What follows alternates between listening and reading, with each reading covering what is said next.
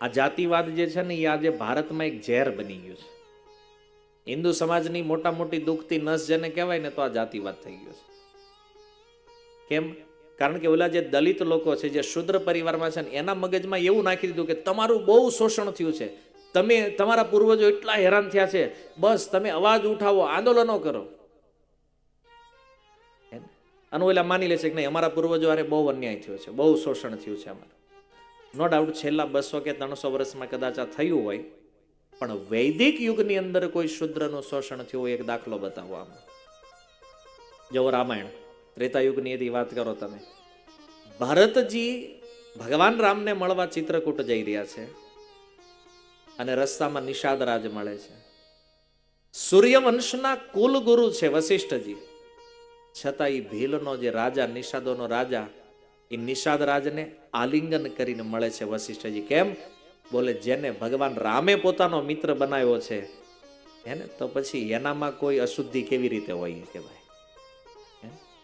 શબરી એકદમ નિમ્ન કુળમાં જન્મ થયો છે એનો, કોઈ ઋષિ એની સામે જોવાલ નથી.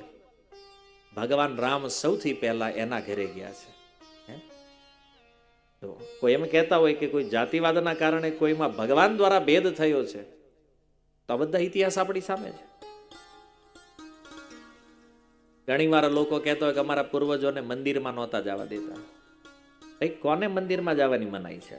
આવો ઇસ્કોનમાં, કોઈ તમને પૂછે તમારી જાતિ શું છે તો કહેજો મને. આજ સુધી જ નથી પૂછી. અચ્છા, ઇસ્કોનની વાત જવા દો, તમે ચારધામ યાત્રામાં જાઓ છો, માનો બદ્રીનાથ, કેદારનાથ, કોઈ પૂછ્યું તમારી જાતિ શું છે? પૂછે છે કોઈ? નથી પૂછતો. તો એટલી તો હોવી જોઈએ ને આપણને કે આ લોકો અંદર અંદર જાતિઓને લડાવવાનો પ્રોપેગેન્ડા છે. તો ઘણા લોકો કહે છે ચાલો તમે એ વાત કહો છો એ તો સાચું, પણ તો આ ઊંચી જાતિવાળા નીચી જાતિવાળાને અડતા કેમ નથી? છૂત અછૂતનો જે ભેદ છે આ કેમ છે? તો એ સદાચારના કારણે છે. સાંભળજો, તમે જો સદાચારનું પાલન નથી કરતા તો કોઈ તમને શું કામ અડે? માની લો કોઈ વ્યક્તિ માંસાહાર કરે છે, માંસ ખાતો હોય, તો કોઈ બ્રાહ્મણ એને શું કામ અડે? નહીં અડે. તમે સુધરો, સ્વચ્છ બનો, સદાચારનું પાલન કરો, તમને ઘરે બેસીને ભોજન કરાવશો. અને ખાલી હું વાત કહું છું એવું નથી. અમારા મંદિરની અંદર ભગવાનની આરતી એક બ્રાહ્મણ ઉતારે અને એક દલિત ઉતારે છે. બેન સમાન અધિકાર છે. કેમ? કારણ કે જન્મ ભલે દલિત પરિવારમાં થયો છે, પણ જો જીવનમાં એને સદાચારને અપનાવ્યો છે, તો અમારા માટે બ્રાહ્મણ કે દલિતમાં કોઈ ભેદ નથી. આ થાય છે. પ્રભુપાદજીએ તો દલિતની શૂદ્રની વાત છોડો, યવન પરિવારમાં જન્મેલા મુસલમાન અને ક્રિશ્ચનોને પણ સંન્યાસ આપ્યો છે. ભારતમાં વિરોધ તો ઘણો થયો ત્યારે, પણ પ્રભુપાદજીએ કીધું કે જે ભગવાનનો થઈ ગયો ને એને પછી કોઈ નાત જાત કોઈ ભેદ લાગતો નથી. તો શ્રેષ્ઠ બનવું છે તો ભક્તિ અને સદાચારને જીવનમાં અપનાવો. આખો સમાજ તમને આલિંગન કરવા માટે તૈયાર છે, પણ દુરાચાર કરવો અને ઉપર રહેવું આ સંભવ નથી. પછી ઊંચા કુળમાં જન્મ હોય ને દુરાચાર કરતો હોય એને ઘરમાં ન કરવા દેવો. બ્રાહ્મણના પરિવારમાં જન્મ થયો હોય ને માંસ ખાતો હોય ને તો એવા બ્રાહ્મણને ડેલામાં પગ ન મૂકવા દેવો જોઈએ. કારણ કે એ કોઈ લેબલ નથી કે ઊંચી જાતિમાં જન્મ એટલે એ હારો જ હોય. સદાચાર જીવનમાં શું છે? હવે બ્રાહ્મણ પરિવારમાં જન્મ લઈને કોઈ માંસ ખાતા હોય, આ સંસ્કાર છે? હિન્દુ સનાતન પરિવારમાં આપણો જન્મ થયો હોય અને માંસાહાર કરવો, નશો કરવો, આ બધું કરતા હોય, પછી કે આ લોકો અમને અડતા નહીં, શું કામ અડે ભાઈ તમને? શુદ્ધિ પણ એક નિયમ છે ને. તો જો આ પ્રકારનું જે અપડાઉન જે કાંઈ થયું છે, તો એની પાછળનું શું રીઝન છે આને સમજવું પડશે. શુદ્ધ બનવું પડશે, અને શુદ્ધ બનેલા હરેક વ્યક્તિનો ભગવાન અને ભક્તિમાં અધિકાર છે. આ તમને કોઈ નહીં રોકે. પણ કહેવાનો અર્થ છે કે આ બીજા લોકો જે આ જાતિવાદનું ઝેર જે નાખી રહ્યા છે ને મનમાં, આનાથી બચો. કારણ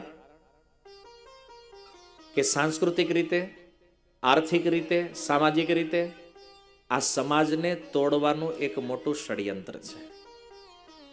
બ્રાહ્મણ હોય, ક્ષત્રિય હોય, વૈશ્ય હોય કે શૂદ્ર હોય, આ બધા સનાતની છે.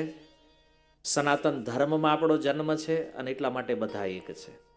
પછી તો જેવા જેના ગુણ અને કર્મ હશે એ અનુસાર કાર્ય કરશે, એમાં કોઈ ભેદ નથી. પણ જાતિવાદ જે છે ને, આનાથી આ સમાજને બહુ મોટું નુકસાન થવાનું છે.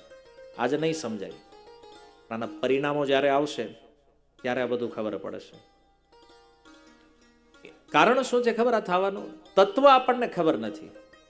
આપણને કોઈ કે મગજમાં નાખી દીધું કામ ન કરાય એટલે ન. શું કામ નથી કરતા આપણે પણ સમજવું જરૂરી છે. શાસ્ત્રમાં ક્યારેય કોઈની સાથે અન્યાય થયો નથી. વૈદિક યુગમાં પણ આવું થયું નથી. હા, અંગ્રેજ સરકારના સમયમાં કે મુગલ સરકાર જ્યારે રહી આ ભારત વર્ષમાં, બની શકે ત્યારે આ બધી વાતો બની હોય અને ત્યારે એ લોકોએ આ લોકોને કંઈક અલગ પ્રકારનું એવું કંઈક મનમાં નાખ્યું હશે. રાજાશાહી જ્યારે હતી ત્યારે બની શકે કે કોઈની ઉપર અન્યાય થયો હોય, પણ હર સમય માટે આવો અન્યાય થયો છે આ સત્ય નથી. જેને લઈને આપણે આજે જે પ્રકારનો ઝેર સમાજમાં ઘોળી રહ્યા છીએ, આ ઉચિત નથી.